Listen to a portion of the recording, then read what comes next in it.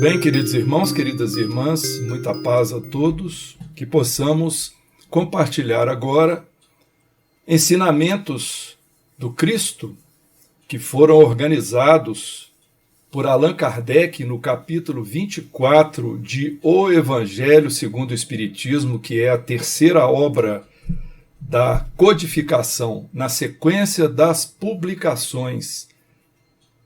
É muito interessante essa forma como Kardec procedeu, porque ele organizou uma sequência didática de ensinamentos, selecionando para nós as máximas do Cristo e o mais importante, no nosso caso, que optamos por aprender os princípios cristãos segundo os fundamentos da doutrina espírita.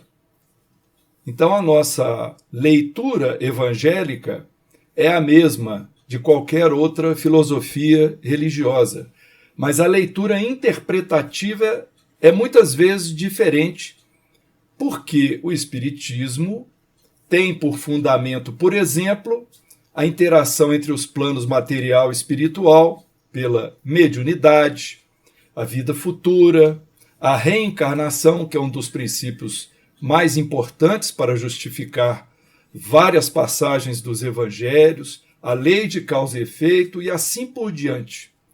Então, nesse capítulo, Kardec optou por intitulá-lo Não ponhais a candeia sob, embaixo, o alqueire, lembrando que candeia é uma espécie de lâmpada formada por um recipiente com um bico, com uma extremidade pela qual se passa um pavio e se enche de óleo para queimar.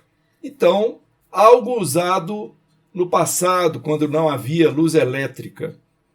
E o alqueire, se nós procurarmos no dicionário, a gente encontra que alqueire é uma medida diária. Mas nas próprias traduções evangélicas, nós podemos considerar o alqueire uma cama, um balde, algum objeto que iria esconder a candeia e impedir que a sua luz se propagasse. Então, Kardec selecionou alguns versículos dos evangelhos de Mateus e de Lucas, os quais se referem a essa passagem, que são os seguintes. No caso de Mateus, está no Sermão do Monte, capítulo 5, versículo 15.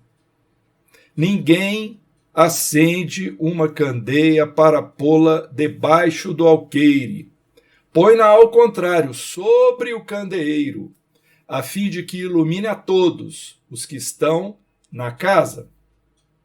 E Lucas registrou no capítulo 8, versículos 16 e 17, da seguinte forma: ninguém há que, depois de ter acendido uma candeia, a cubra com um vaso ou a ponha debaixo da cama. Põe-na sobre o candeeiro, a fim de que os que entrem vejam a luz. Pois nada há secreto que não haja de ser descoberto, nem nada oculto que não haja de ser conhecido e de aparecer publicamente. Muito bem.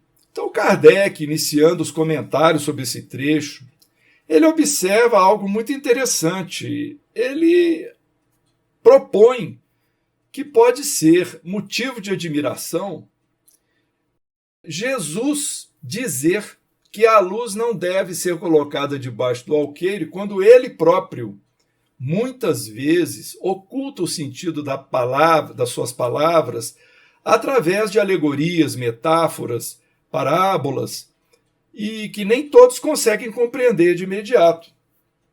Ele, inclusive, se explica aos seus apóstolos, dizendo, como ele se referia ao povo muitas vezes: falo-lhes por parábolas, porque não estão em condições de compreender certas coisas. Eles veem, olham, ouvem, mas não entendem. Fora, pois, inútil tudo dizer-lhes, por enquanto. Digo-o, porém, a vós, porque dado vos foi compreender estes mistérios.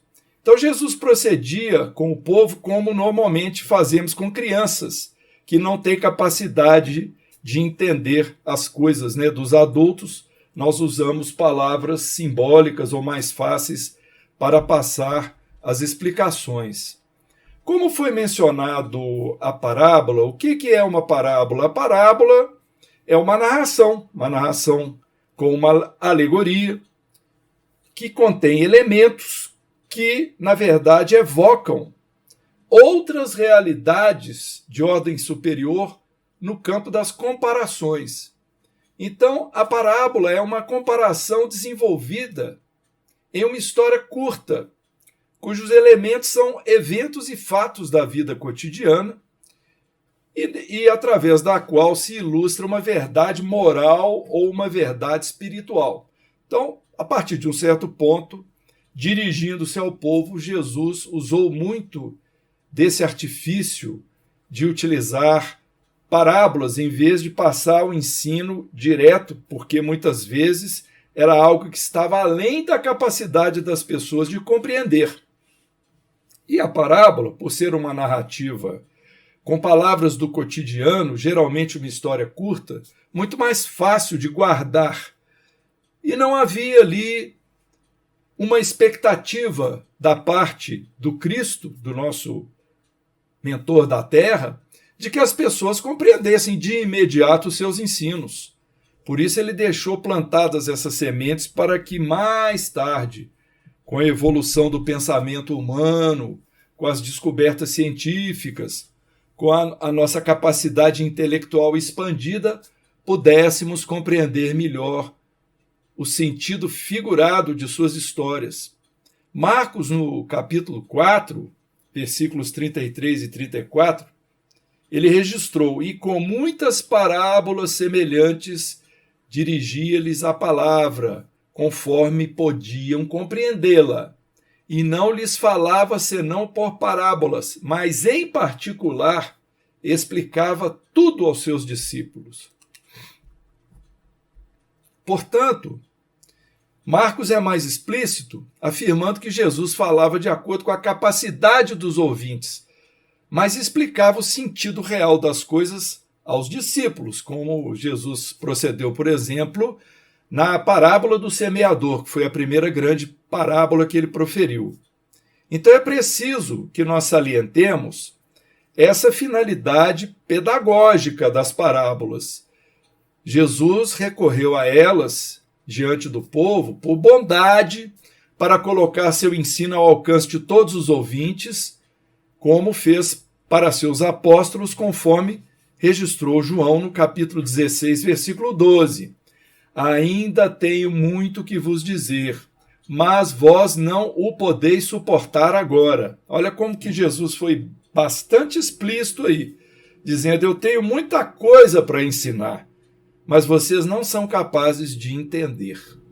E assim conosco até hoje. Muitas revelações ainda serão feitas para a humanidade, quando a nossa emoção, nosso intelecto, nosso coração tiver realmente condição de absorver ensinos mais avançados.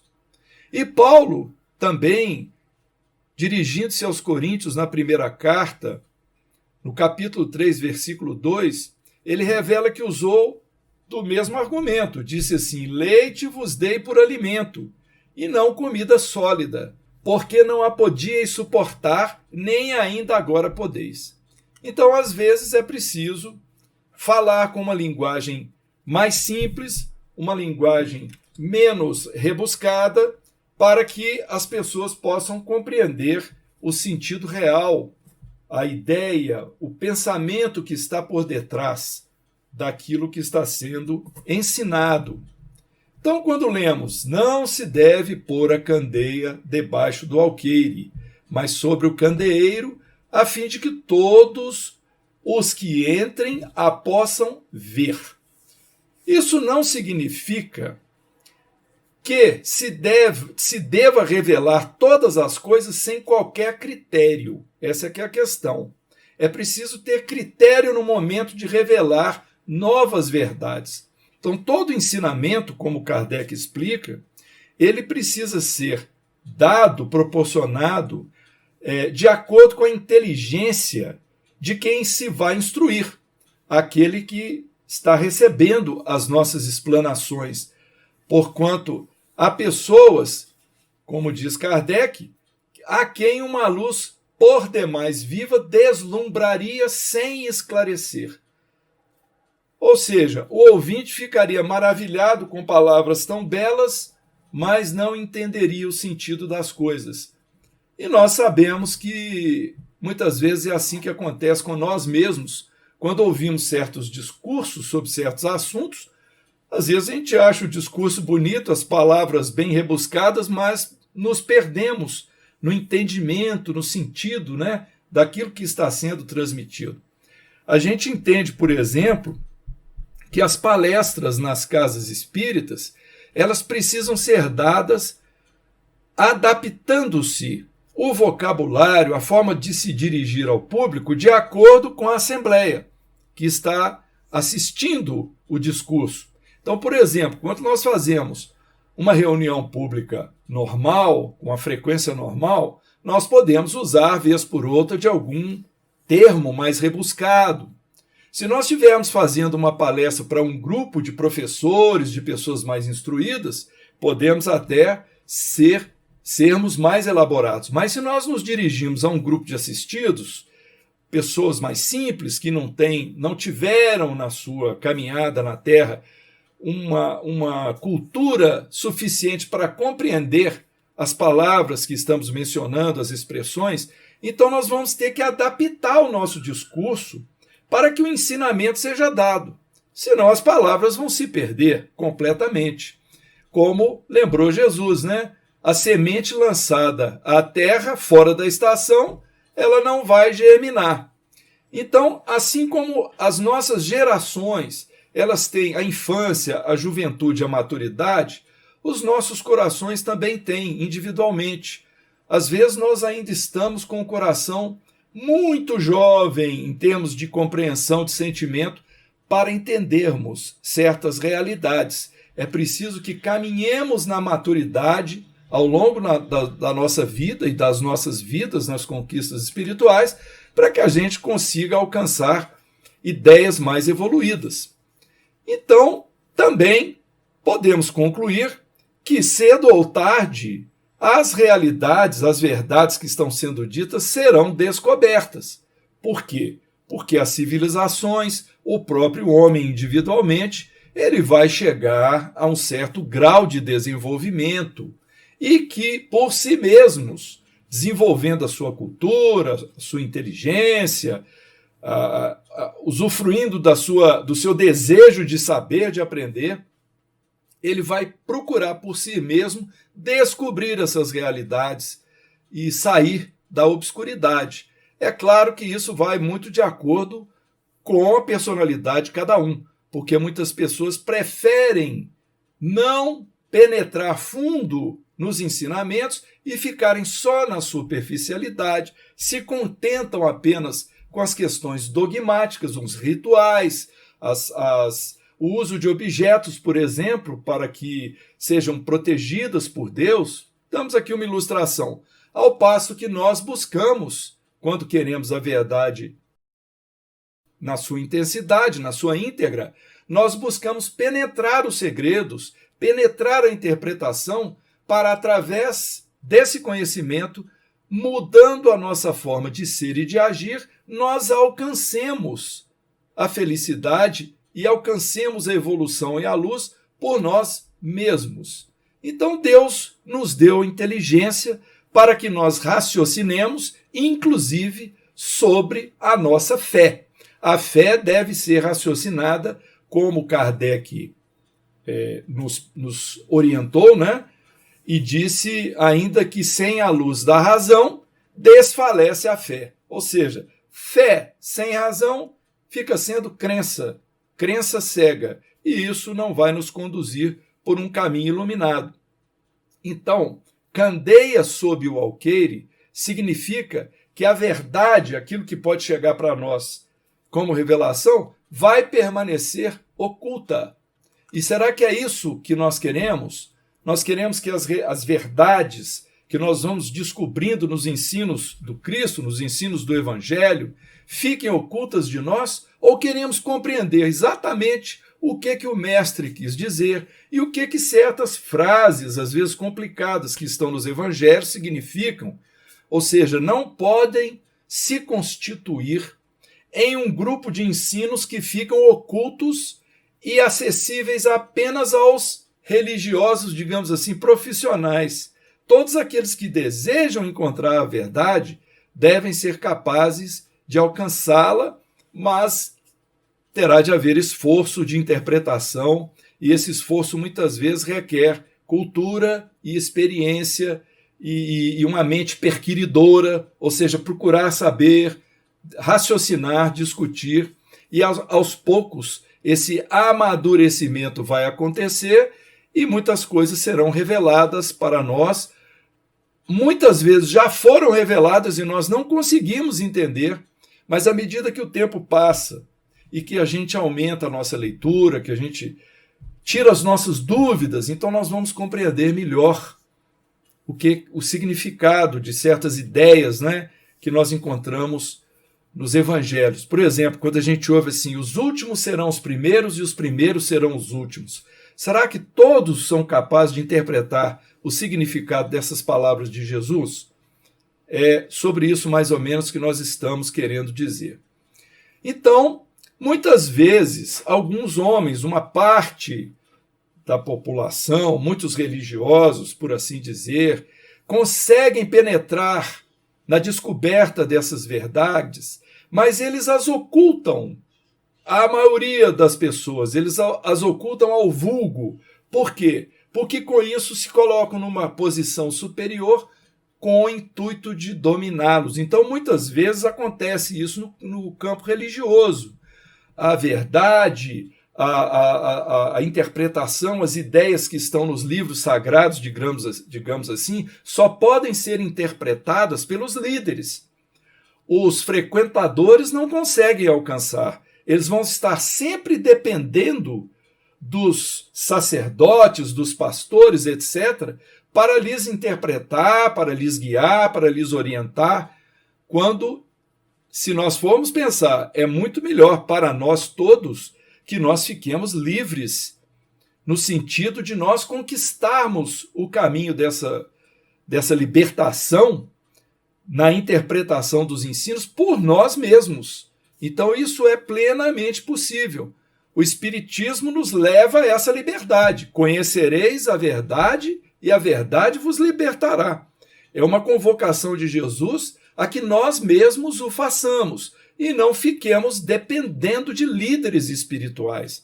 É óbvio que muitas vezes algumas pessoas têm maior facilidade de compreensão e de interpretação. Vamos consultá-las, vamos aprender, vamos ler os livros. Mas não nos sintamos inferiorizados e nem nos julguemos dependentes dessas pessoas para trilharmos o nosso caminho, porque o objetivo, de acordo com a doutrina espírita, é que todos nós alcancemos a nossa liberdade, alcancemos a nossa felicidade através desse caminho, com o uso da nossa inteligência, do nosso livre-arbítrio, para que, conquistando o discernimento correto, a gente opte pelo melhor caminho, o caminho da verdade, o caminho do bem, do amor e da caridade. Então, muitas vezes as religiões fazem um acervo de mistérios e proíbem que os profanos, que os seguidores os conheçam. E nós consideramos que isso é uma coisa que nos remete a um atraso na evolução do homem. Então, quando se une a ciência e a inteligência do homem, e isso avança, nós vamos muitas vezes rompendo o véu do misterioso, porque muitas coisas que era considerada mistério no passado, na interpretação dos religiosos, foram descortinadas pela ciência, que trouxe revelações para a iluminação do homem, não é? E tudo que for contrário à observação deve ser eliminado da nossa fé, é o que diz Kardec. Ou seja, se ao observarmos nós podemos concluir certas coisas, essa observação deve fazer parte também da nossa fé. Então Jesus disse que não há nada de secreto que não venha a ser conhecido, porque tudo será descoberto aos poucos, um dia, nesse nosso caminho evolutivo em direção a Deus, em direção à luz. Como é esse caminho no Espiritismo? É através das várias reencarnações, através das nossas experiências na carne e das nossas experiências na erraticidade, fora da carne, que nós vamos acumulando experiências e conhecimentos e vamos aos poucos compreendendo essa mecânica evolutiva, vamos nos libertando das nossas falhas morais por desejo próprio, por decisão própria, e assim vamos conquistando um degrau evolutivo um pouco mais alto, caminhando na progressão em direção a Deus. Mas enquanto estivermos no planeta Terra, ainda há muito nevoeiro a nos turvar a vista, porque a Terra é um planeta ainda bastante atrasado, um planeta de provas e expiações. Então se pergunta, como observa Kardec, que proveito o povo tira de ficar ouvindo parábolas que não consegue compreender. Mas Jesus expressava-se por parábolas apenas para explicar certas partes da sua doutrina que continham ideias abstratas. Os ensinos diretos, por exemplo, que tocam a caridade com o próximo, a humildade, que são condições básicas para a salvação do homem, Jesus falou sobre isso diretamente.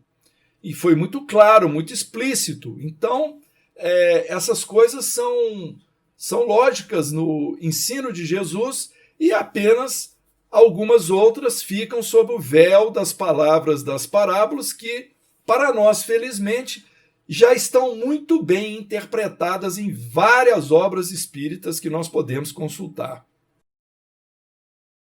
Precisamos também ter em mente que todo o ensino de Jesus para nós foi visando que nós alcançássemos o reino dos céus. Ou seja, Jesus nos ensinava as condições de vida que deveríamos respeitar para que conseguíssemos chegar a esse reino dos céus. Que reino é esse? É o reino que está dentro de nós. É o estágio de pureza espiritual. Não é um lugar fora de nós. Não é nada externo. O reino de Deus não vem com aparências exteriores. O reino de Deus está dentro de vós. Então Jesus ensinava o que é preciso que nós fizéssemos ou ainda façamos para ganhar esse reino dos céus. Mas ele envolvia os seus discípulos em ensinamentos em separado. Porque muitas vezes, para passar uma mensagem, para você explicar profundamente uma ideia, você tem que dar muitas explicações, você tem que ir fazendo ali com que a pessoa vá entendendo aos poucos até ela chegar naquela conclusão. Como fazer isso com o povo em geral, com toda aquela civilização, com todas aquelas pessoas.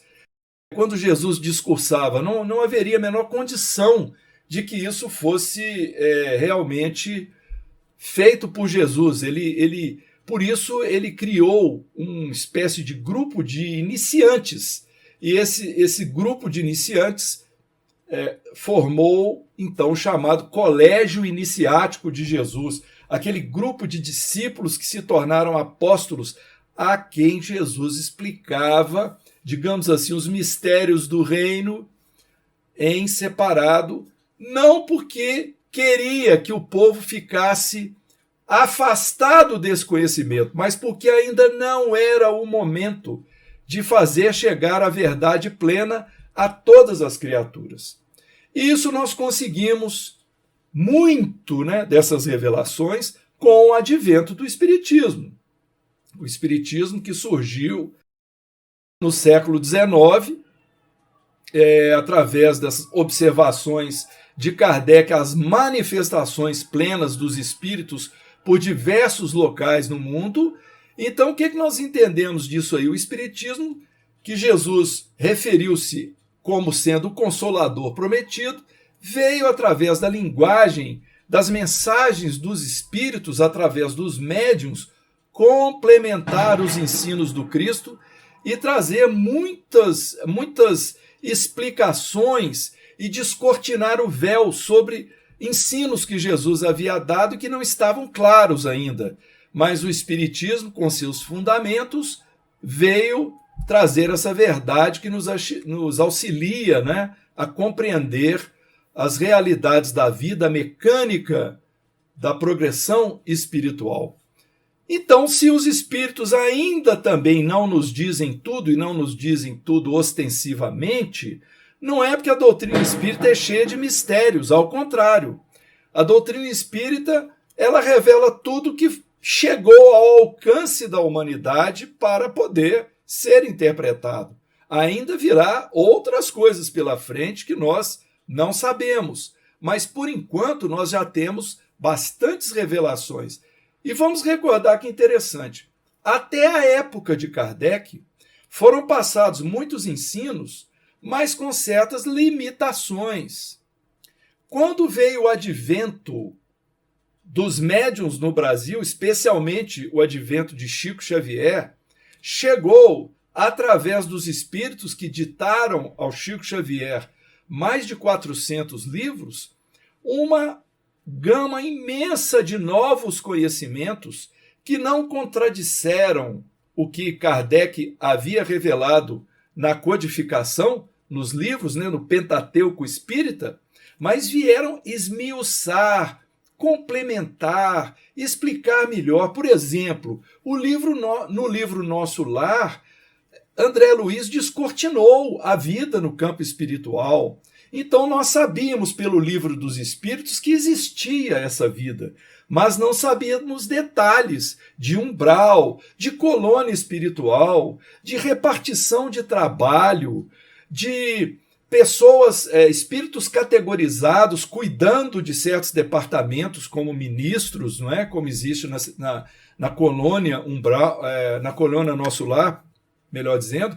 Então, veio aí um complemento através do Espiritismo, alguns anos após o advento da doutrina, com as revelações feitas por Chico Xavier, trazendo para nós complementos à codificação do Espiritismo. Então, isso é muito importante, nós temos essa noção.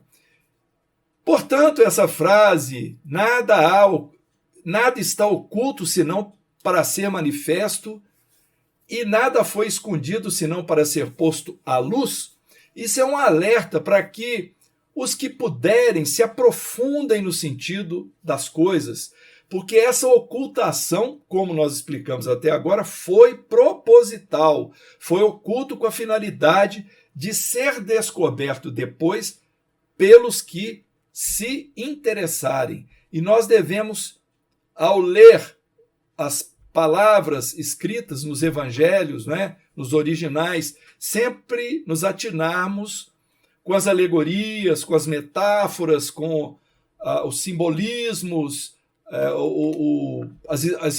as ideias espirituais que estão por detrás. Então, tudo isso faz parte do nosso processo interpretativo. Também foi dito o seguinte: além disso, para que a gente não se esquecesse de que aqueles que conseguiriam penetrar o reino de Deus teriam tudo mais por acréscimo, mas os que não conseguissem perderiam até o pouco que julgavam ter.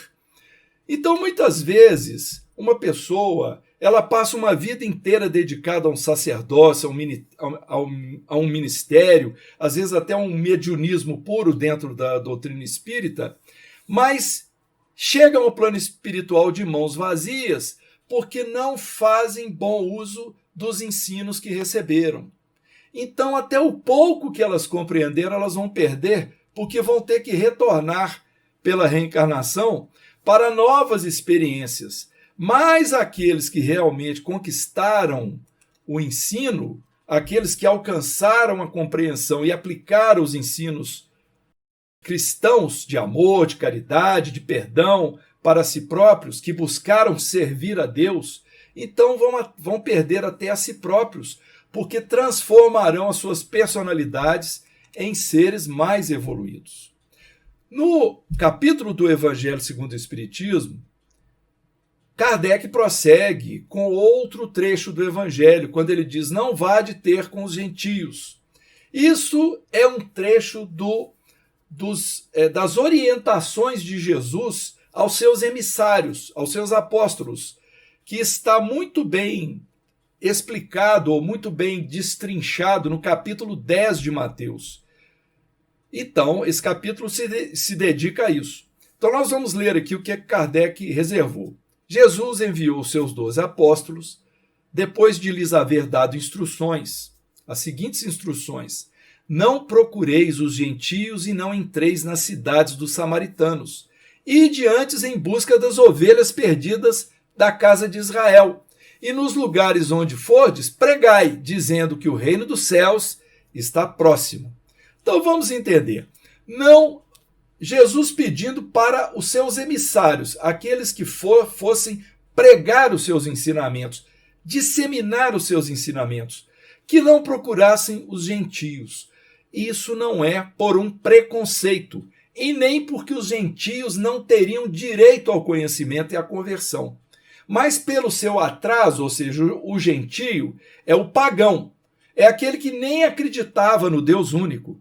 Então ele não tinha um coração preparado para essas verdades que Jesus estava trazendo.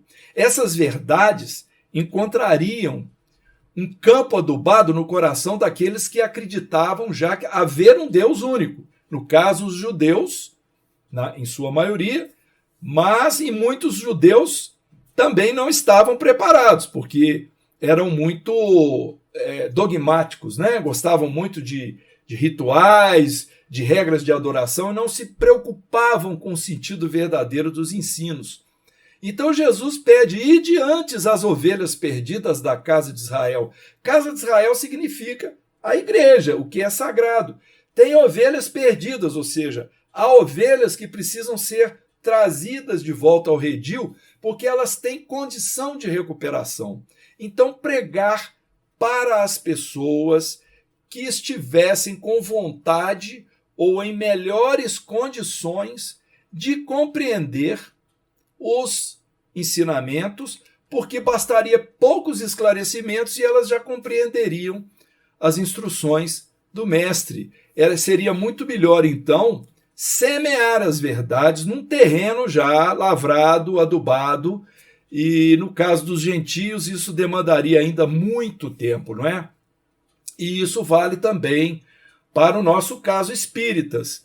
Nós devemos ficar alertas com relação a isso. Não faz parte do nosso objetivo converter pessoas ao espiritismo. Isso seria um proselitismo que não, digamos assim, que não é foco de interesse da doutrina espírita. Fazer com que todas as pessoas se transformem em espíritas, na verdade, as pessoas deverão encontrar o espiritismo por si mesmas. É como aquela definição do reino de Deus, de um homem que, tendo descoberto um terreno num tesouro, vendeu tudo que tinha e comprou o terreno, não comprou o tesouro. Mas ele sabia que o tesouro estava ali dentro. Ele vende tudo que tem, ou seja, ele deixa a sua antiga personalidade, compra o terreno, ou seja, investe em outra personalidade, porque sabe que ali tem um tesouro. Essa nova personalidade é a que vai estudar, aprender, procurar saber, vai praticar as leis de Deus. Então, essas são as pessoas que, por interesse próprio, se aproximam do espiritismo, muitas vezes pela dor, outras vezes pelo amor, outras vezes por curiosidade. Mas o que importa é que nós só devemos expor e esclarecer o conhecimento, os fundamentos espíritas, às pessoas que tiverem realmente interesse, que nos procurarem, que nos perguntarem, e tomarmos muito cuidado com aquelas que vão fazer isso apenas para ficar querendo contradizer e duelar conosco para provar que nós estamos errados, não é? Então isso nos chama a atenção, daí a importância de nós estudarmos bastante o espiritismo, para que tenhamos condição de esclarecer aquelas pessoas que desejarem, por nosso intermédio, conhecer mais as verdades espíritas. Então, sobre essa recomendação, não seguir pela estrada dos gentios, nem entrar nas cidades dos samaritanos, não é? A gente poderia substituir essa ideia por não pretender fazer prosélitos de outras religiões, retirando-os de suas crenças, mas falar apenas àqueles que estiverem insatisfeitos e perturbados com a sua própria religião, ou seja, os que desejam ouvir. E nós, particularmente, conhecemos muitas pessoas que, apesar de serem evangélicos, católicos, não pretendem sair de suas religiões, mas têm bastante interesse em conhecer os fundamentos espíritas, o que já traz para eles essa alegria da abertura da mente, abertura do coração para outras realidades espirituais, apesar de se manterem satisfeitos onde estão, o que não tem problema nenhum. Cada um caminha com as suas próprias pernas e dá o passo de acordo com a sua necessidade, não é verdade? Aí vem um outro trecho, que está em Mateus no capítulo 9, quando Kardec traz aquele almoço de Jesus com os pecadores, com os publicanos. Estando Jesus à mesa em casa de Mateus, vieram aí ter muitos publicanos e gente de má vida. Olha como é que é essa narração. A gente de má vida eram os gentios. Eram aqueles que os judeus entendiam que não seguiam a religião de Moisés, vamos dizer assim. E os publicanos, que eram os cobradores de impostos, que os judeus odiavam, apesar de que os publicanos eram judeus, eram pessoas que se inscreviam para serem cobradores de impostos, favorecendo Roma, que era a civilização dominadora. Muito bem, então essa gente de má vida que se puseram à mesa com Jesus e seus discípulos, o que fez que os fariseus, notando-o, disseram aos seus discípulos: como é que o vosso mestre come com publicanos e pessoas de má vida? Tendo-os ouvidos, disse-lhes Jesus: não são os que gozam de saúde que precisam de médico. Então Jesus vem mostrar a essa classe, os fariseus, altamente preconceituosos, orgulhosos, ritualistas, não faziam o menor esforço para se transformar em homens melhores, apenas queriam seguir lá os rituais exteriores das escrituras, do Pentateuco mosaico, e com isso se achando superiores, se achando próximos de Deus, entendendo que a religião era reservada só para eles, que Deus era só deles. Então era essa categoria de pessoas. Mas Jesus entendia que eram eles justamente os doentes. Então essa referência, os sãos não precisam de médico, ou seja, aqueles que já estão na direção do reino dos céus não estão precisando de cura, eles já pegaram o caminho, Eles vão precisar de muito pouca coisa para alcançarem a trajetória correta. E Jesus chegou a dizer: não vim chamar, no sentido de convidar os justos, eu não vim chamar aqueles que já estão preparados, mas os pecadores, ou seja, aqueles que estão desviados da razão. Então, esse pensamento dos judeus, dos fariseus principalmente, de que eles eram melhores, só de pensar assim já provavam, que não eram, que eram pessoas preconceituosas, orgulhosas e que estavam realmente longe da verdade. Aí Kardec traz mais uma passagem para nós, falando a respeito da coragem da fé. Aquele que me confessar e me reconhecer diante dos homens, eu também o reconhecerei e confessarei diante de meu Pai que está nos céus. E aquele que me renegar diante dos homens, também eu o renegarei diante de meu Pai que está nos céus. Isso está em Mateus, no capítulo 10. Se alguém se envergonhar de mim e de minhas palavras, o Filho do Homem também dele se envergonhará, quando vier na sua glória e na de seu Pai e dos santos anjos. Isso em Lucas capítulo 9. Vejam bem, Jesus referia-se a si mesmo como Filho do Homem, Isso é uma expressão do hebraico. Filho da paz, o pacificado. Filho da luz, o iluminado. Filho do homem, o que se humanizou. Então, Jesus usou essas expressões para poder dizer, né, que as pessoas que se confessassem como crédulas, como seguidoras, como confiantes nos seus ensinos, detentoras daquela fé, seriam reconhecidas como tal.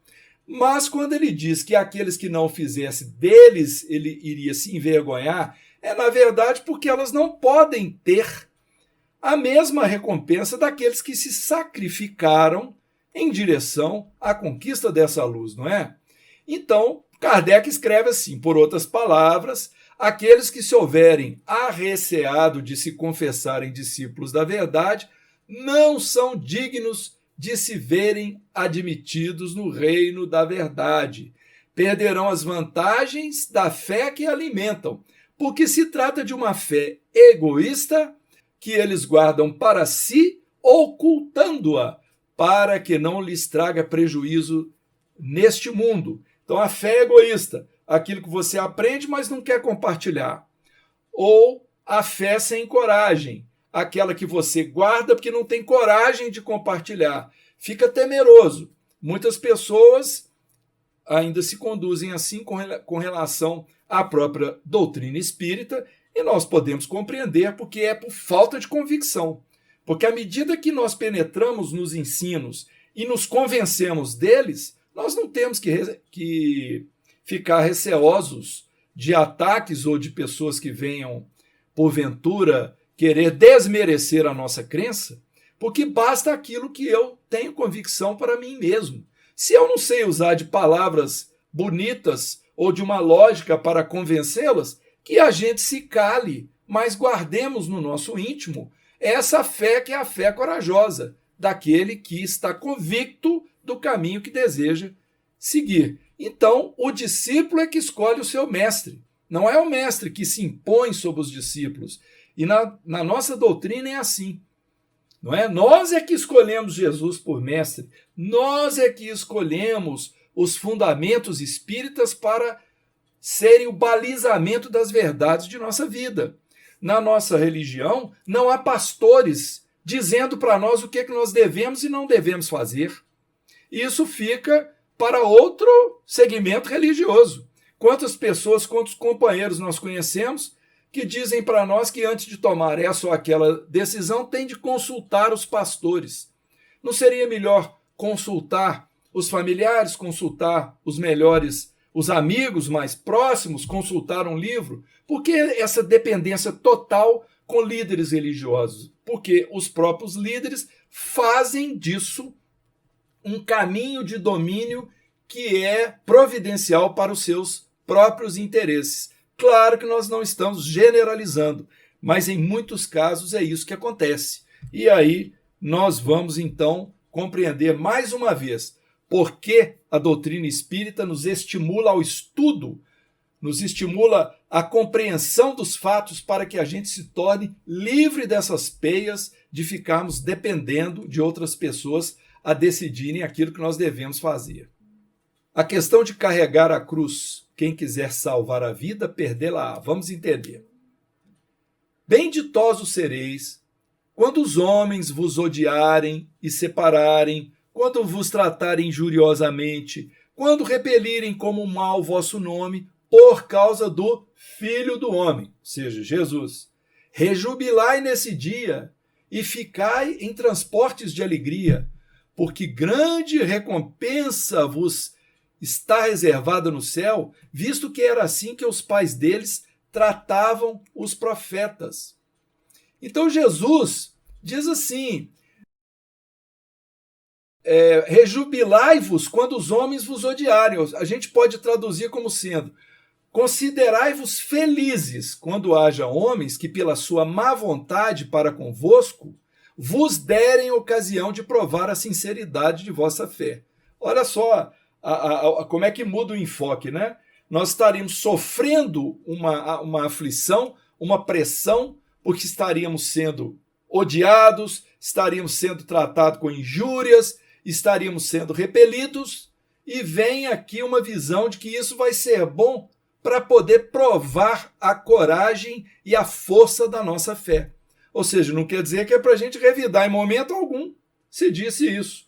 É apenas para provar a nossa fortaleza. Porque o mal que vos façam redundará em proveito vosso. Ou seja, ao receber um mal, e se nós soubermos acolher aquilo e fazer isso se dissipar, vai ser muito em nosso proveito, e nosso proveito evolutivo. E nós podemos lamentar a cegueira dessas pessoas, né? Mas jamais devemos maldizê-las ou revidar as suas ações, porque assim a gente estaria agindo no mesmo nível delas próprias. Aí vem o finalmente aqui, que é um trecho muito interessante, quando Kardec reservou assim: chamado para perto de si o povo e os discípulos, disse-lhes: se alguém quiser vir nas minhas pegadas, renuncie a si mesmo, tome sua cruz e siga-me. Antes da gente ler o resto, a gente conhece isso como sendo a condição do discipulado. É a condição para ser discípulo de Jesus. Se alguém quiser me seguir, negue-se a si mesmo, tome a sua cruz e siga-me. Então, que condição que é essa que Jesus colocou? Negue-se a si mesmo, transforme a sua personalidade. Não é para se destruir, não é baixa autoestima, não é nada disso. É, o que eu faço de errado hoje? Quais são os meus defeitos morais principais? Como eu posso eliminá-los? Então, negue-se a si mesmo, tome a sua cruz, suporte os desafios desta vida, suporte as provas que Deus coloca no seu caminho, suporte as expiações que você tem de reparar sem reclamar. E siga-me, ou seja, vá estudando os meus ensinos e trate de me seguir. Agora, antes ele pôs: se alguém quiser vir após mim, ou seja, só vai fazer isso quem quiser. Livre arbítrio. Mas quem conseguir passar por todas essas etapas vai receber uma bela recompensa depois, em vidas futuras, porque estará livre de muitas expiações, de muitos percalços, livres dos sentimentos negativos, o orgulho, o egoísmo, a vaidade, isso tudo vai se dissipando no espírito que conseguir conquistar essas etapas. E aí ele prosseguiu assim: porque aquele que quiser salvar a si mesmo, perder-se-á. Como é que a gente entende isso, né? Aquele que quiser salvar a si mesmo, perder-se-á.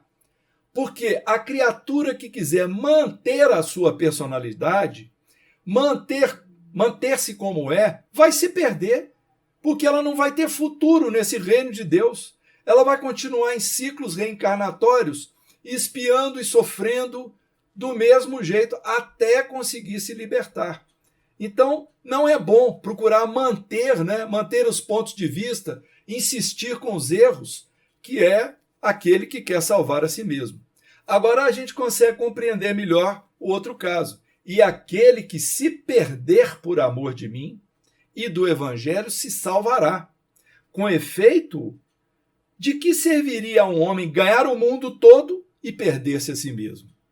Ou seja, a conquista não é material aqui na Terra, é uma conquista espiritual, uma conquista do nosso espírito, pelos valores do Cristo, que o Cristo trouxe para nós como sendo os tesouros verdadeiros, não é? Então, aquele que se perder, que transformar a sua conduta moral, a sua personalidade, passar a ser uma pessoa melhor, mais caridosa, mais trabalhadora, mais compreensiva, mais humana. Então ele perdeu a si mesmo, ele perdeu a sua antiga personalidade, né? Mas veio a ganhar a si mesmo, ou seja, veio a se salvar, porque como espírito há de evoluir e alcançar patamares mais altos nesse caminho evolutivo.